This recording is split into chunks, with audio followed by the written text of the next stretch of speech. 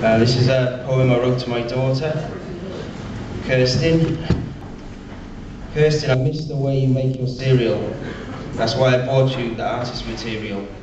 I miss your crunchy carpet of cornflakes. I miss the sound your voice makes. And this is how you made it.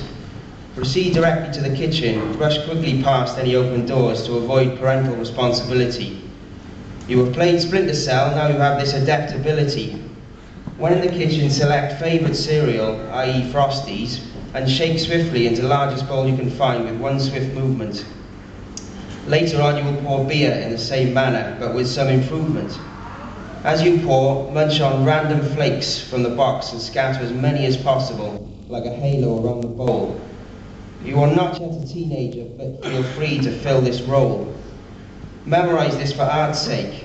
Next, pour on milk to fill up the bowl to the brim, splashing as much as possible over the counter, and if you can manage it, the floor, if you can be that dim.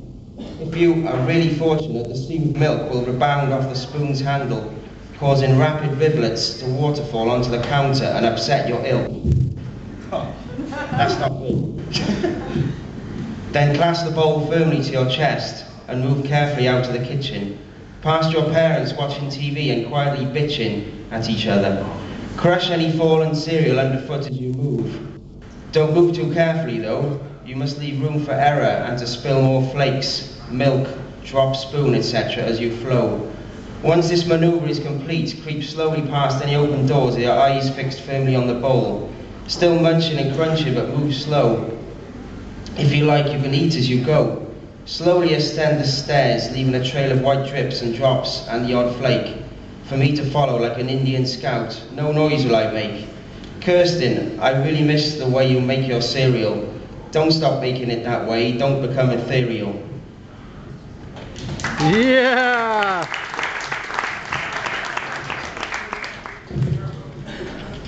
Rock the mic, G. Okay, this next is a prose poem about someone who tried to kill me. When Skippy moved into the house next door, I knew he was out for my blood. He fixated on me like a snake charmer does on his snake. We were locked into the pattern of the disaster right there. 2 weeks later, it all went off. He burst into my house with a crowbar. My dog took one look at him and ran upstairs, useless. Did I really expect a three-legged dog to protect me?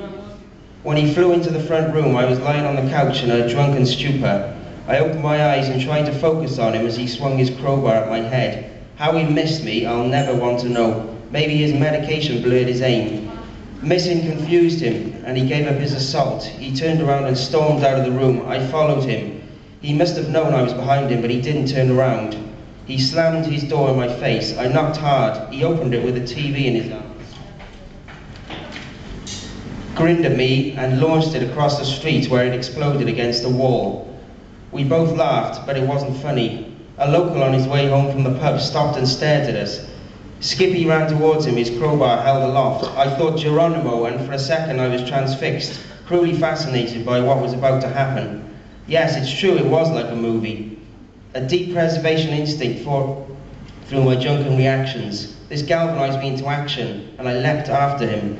The poor guy was so scared he fell over as Skippy reached him at full tilt. I jumped on his back. He turned again, rage in his eyes, and raised his bar. I don't know what stopped him. He tore off across the street and smashed all the windows into his house. He was ferocious in a way that awed me more than terrified me. I stood there and watched him hurl the crowbar at the bedroom windows. Each time it rebounded, he screamed with the force of the truly insane. He soon grew bored with this and tried to tear the door off his Datsun. Again, I was fascinated. He'll never do it, I thought. I was placing mental bets when he gave up. Good effort, though. He picked up his crowbar and strode into his house. I stepped boldly after him. I wasn't going to miss the end of this show. We crunched through the broken glass into the kitchen. I passed his wife cowering in the corner of his wrecked front room. I didn't dare look at her in case he followed my gaze. The kitchen looked like a hurricane had raged through it. He'd even destroyed his microwave. He pulled a beer out of his fridge, which was lying on his side leaking. We sat down at the kitchen table and he pulled out his bong, the same one that he'd thrown into my garden last week, and his wife had to sheepishly ask for back. I can't remember what we talked about. I think it was music. It seemed like I was in there with him for hours. Then the police stormed into the kitchen in full riot gear. He pointed to me laughing, saying, "There he is, get him." He collapsed in gales of laughter. I tried to explain I was the neighbour as they arrested me. The next day his wife told mine that he was going to kill me. What stopped him? What made him miss? This. Okay, last one. This is about my landlady's hamster. Jerry tricked the moon. No, Jerry, no. You're not there to be ignored. Ignore the food I'm making, watching your cage shaking.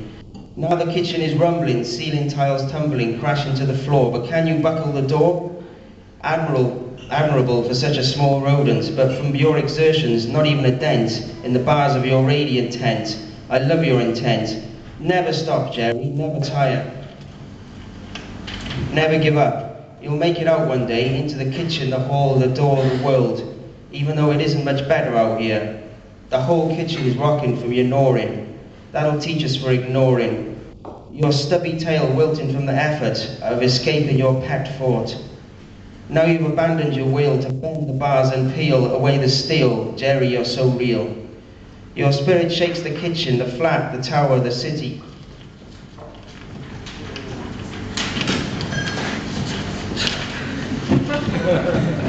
Take the strain, go against the grain. Refuse your breeding. And look what happens when they feed you sunflower seedlings. Can I stroke your silky paws as you gnaw? Agitate the bars, peer up at the scars. You can't escape any more than I can my ape.